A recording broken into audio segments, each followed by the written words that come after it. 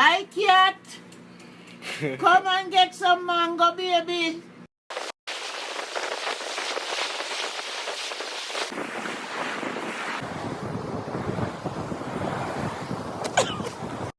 One, two, 1, 2, 3.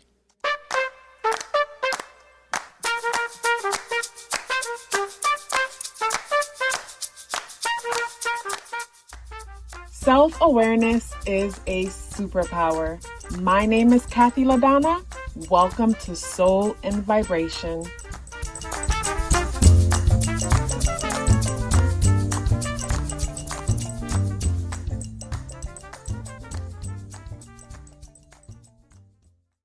I hope the free thinkers are doing well. And if you're not doing well, I'm happy to remind you that you are the most powerful person that you know.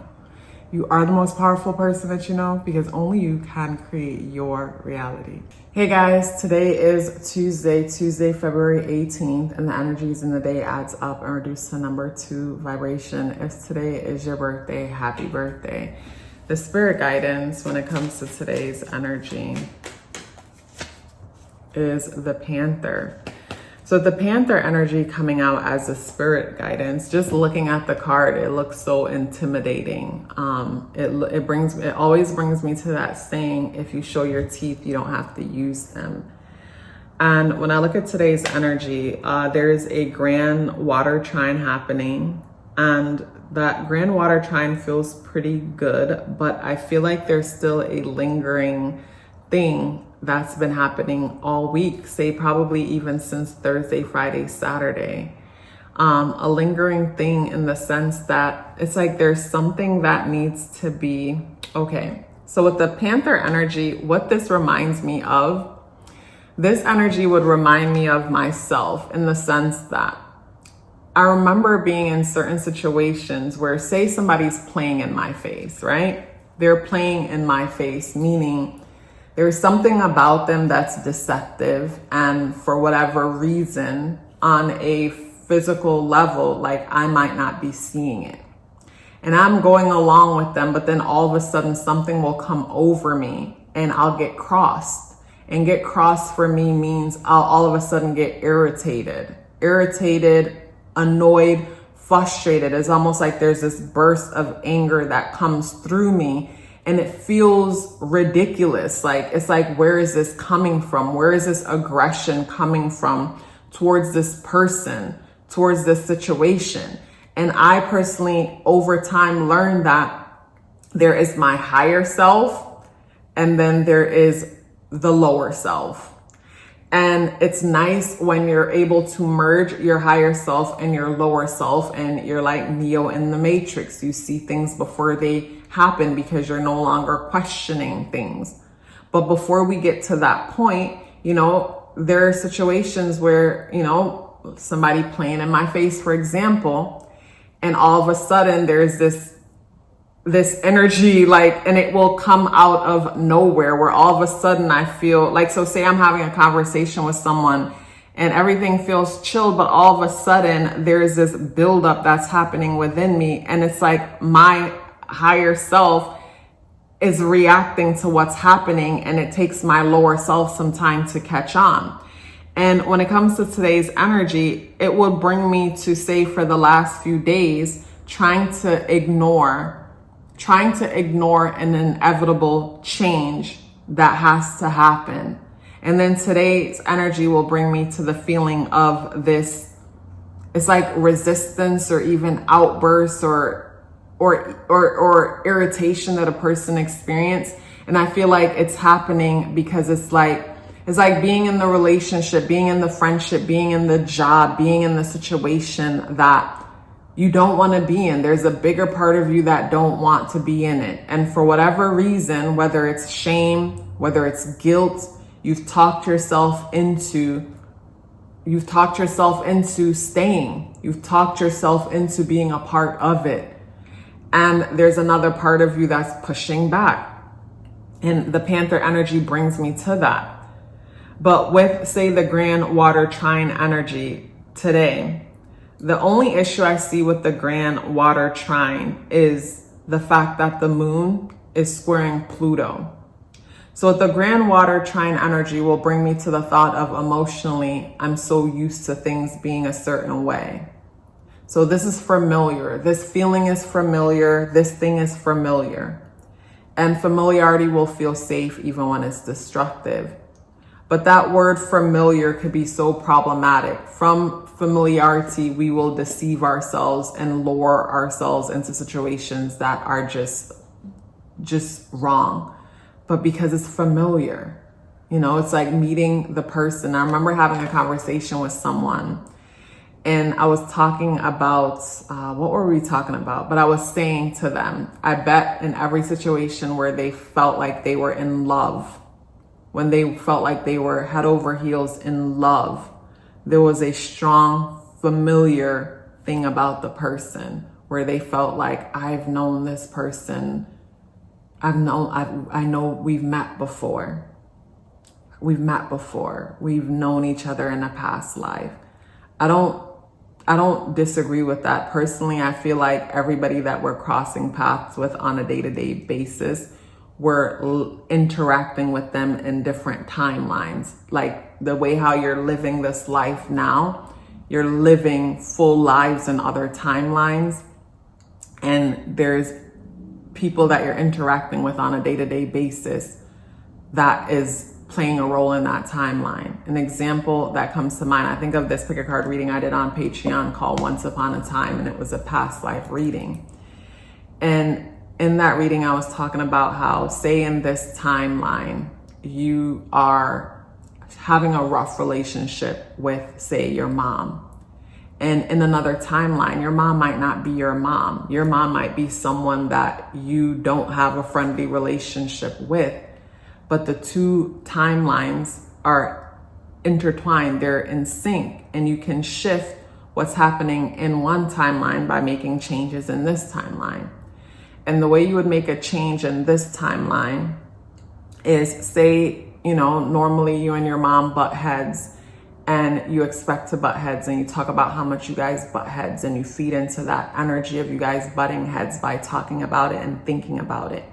And you could shift that frequency by no longer, maybe I shouldn't be talking about this, I don't know. You could shift that frequency by no longer entertaining in anything negative pertaining to the two of you. Meaning, you think of something positive that you love about your mother, and you only focus and entertain that. You don't entertain the other stuff, even though I know for some people this could be problematic or dangerous, because some people have real challenging situations where there's manipulation going on, deception and whatnot. And if they were to ever allow themselves to not remember the challenging things, they'll fall back into moments of manipulation and deception again.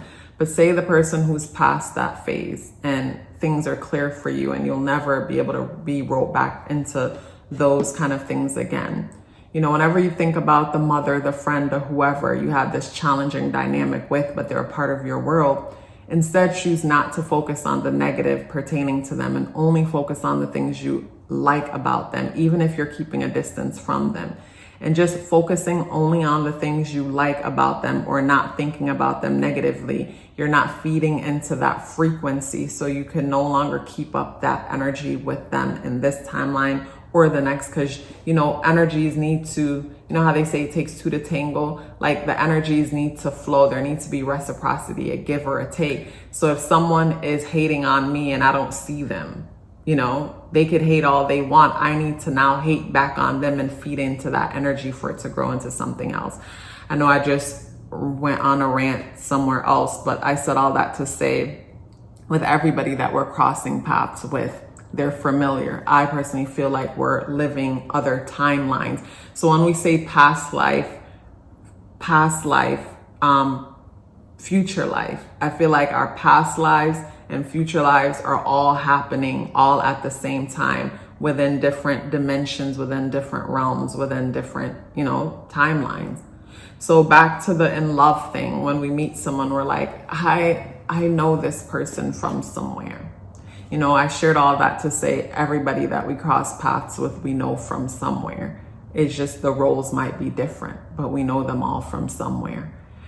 But, you know, when we say we love this person and we know them from somewhere, a lot of the times when we observe them, you know, they'll remind us of our family in some way, whether they look like the people in your family in some way, but most of the time, it's a similar dynamic where people say, oh, this is my twin flame, and the push and pull thing we have going on because it's a part of the karma, when that push and pull thing is the same dynamic that, you know, one will have in the relationship where their father doesn't see them or the mother doesn't see them. And I guess I say all that to say, you know, emotionally we say this thing is familiar, but what's familiar is how much it reminds us of our family of origin, the house we grew up into, the dynamics within the house that we grew up into, the way how we felt treated within that dynamic. You know, say we were ignored, this twin flame, this soulmate, this love person ignores us, or they might remind us of ourselves. There's this childlike, free part of you, and they embody that. So you're looking at yourself when you're looking at them, whether you're looking at your family or you're looking at parts of your personality, and that's what is familiar. So with the grand water energy, brings me to how something could be so familiar, and from it being so familiar, it feels safe. But then with moon squaring Pluto, brings me to, you know, moon in Scorpio. Whenever the moon is in Scorpio, for me, it creates an opportunity for shadow work, because in Scorpio energy deals with control. Scorpio energy will reflect how we want to dominate and control the world around us in order to feel safe. You know, Scorpio is a possessive energy, and it could be even a paranoid energy. So when the moon is there, wherever we don't feel safe, wherever we don't feel in control, you know, we could find ourselves feeling irritated and frustrated, or experience major feelings of shame and guilt whenever the moon is in Scorpio.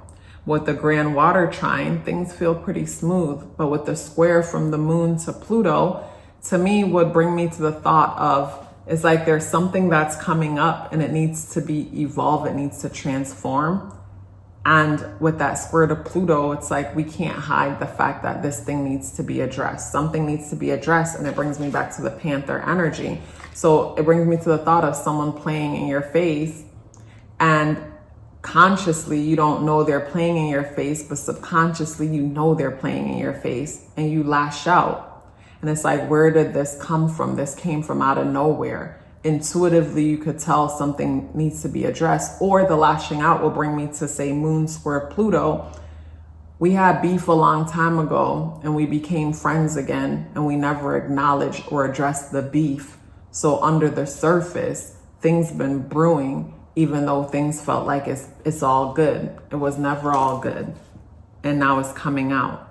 So when it comes to today's energy with the Panther, it could bring me to, you know, something pushing its head up above the surface.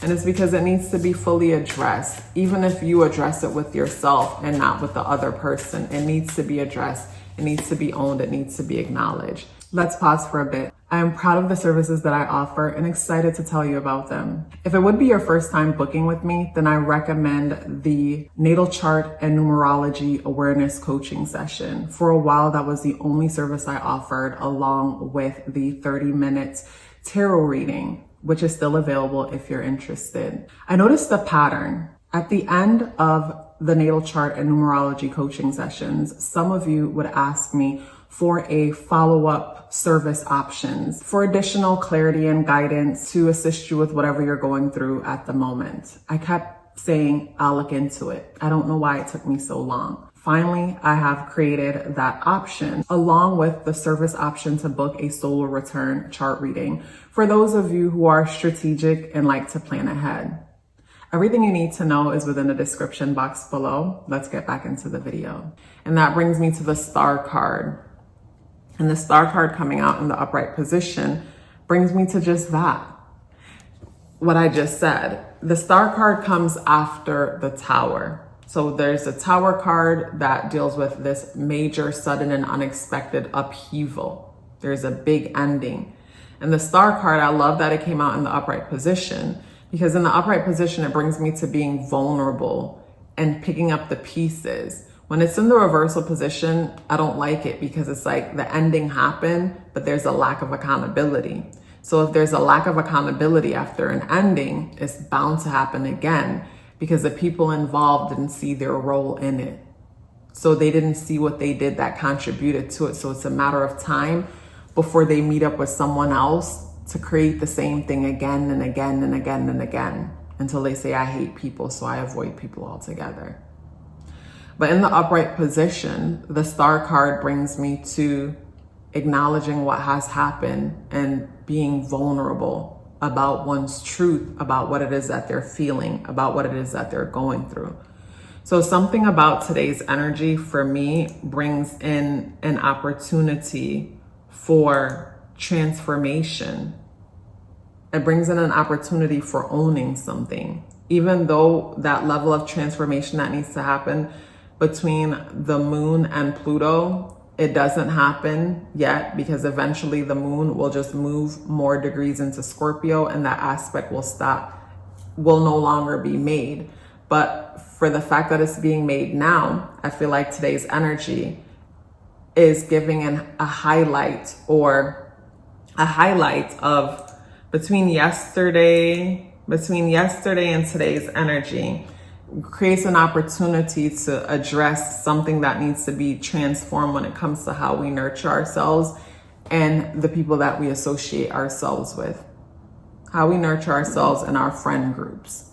So this is where there's something about your friend or your friend group or your social circle that you network with that really irritates you. There's something that has happened or happened, and for some reason, maybe people can't talk about it or address it or own it, but it's like under the surface and it'll be in the background influencing things.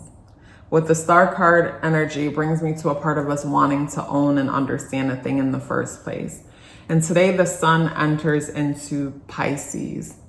So with the sun entering into Pisces, so sun in Pisces, so while the sun is in Pisces, so with the sun in Pisces, this talks about our identity, who we identify as. The sun talks about our identity. And with it in Pisces, I like the sun in Pisces transit because it brings me, as a transit, it brings me to, our identity going to a place where we know we're boundaryless. Like we're connected with everything, the whole, we're connected, we're a part of the whole, we're a part of all. Also too, with the sun in Pisces, it brings me to us identifying with the healer within, because Pisces is a healer. It brings me to identifying with our ability to connect to different realms, dimensions, our ability to express ourselves, to create. Also too, with the sun in Pisces, it'll bring me to the lack of boundaries. So the lack of boundaries could be good because we don't limit ourselves, but then lack of boundaries could be problematic as there's no structure or self-control. But, Saturn has been transiting Pisces, so things have changed in a major way when it comes to a lack of control and escapism. Like we've seen how the way we escape reality is destructive. We've seen how the lack of structure, boundary, and time management is problematic. So with the sun now entering there, I feel like it creates this opportunity to dream. It's like the dreamer is dreaming again. That's how I feel about the sun entering into Pisces. The dreamer is dreaming again.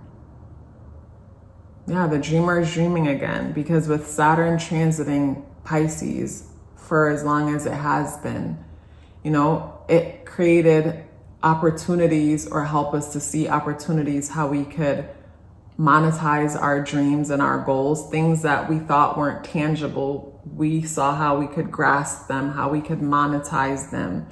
It helped us to, for some of us, maybe work on addictions, escapism, habits. Like, some people probably got better when it comes to their addictions. Some people probably got to own the fact that they have an addiction with Saturn transiting Pisces. Also too, for some, their intuition got stronger because, say before, Their intuition was always present, but there was so much distraction from projections and a lack of structure when it comes to their intuition. So Saturn helped a person to become more organized when it comes to their intuition and premonition. So it's even sharper because they have a certain process of acknowledging what's their intuition and what isn't.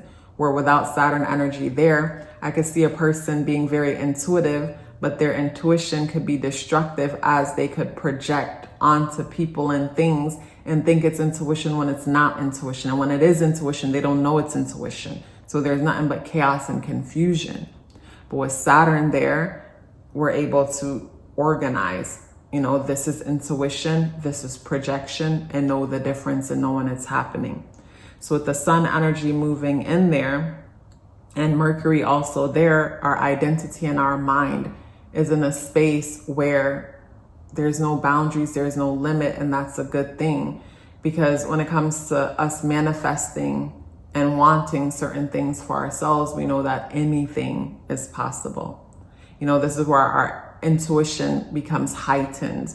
This is where some of us, we come up with new dreams and visions for ourselves. And with Saturn energy there, we have the structure to make it happen. So I love that the sun enters into Pisces energy, especially after the Saturn transit. So when it comes to today's energy on a whole, something that we might overlook and not realize our true feelings about it is getting our attention. But I love the star card playing a part in helping us to be vulnerable enough to see our truth when it comes to certain things. It was a pleasure sharing this message with you. Before you go anywhere, please let me know you're here with me by dropping me an orange heart in the comment box below. I look forward to seeing you tomorrow. Love yourself as if your life depended on it, because it does. Take care of yourself, and I look forward to seeing you in the next video.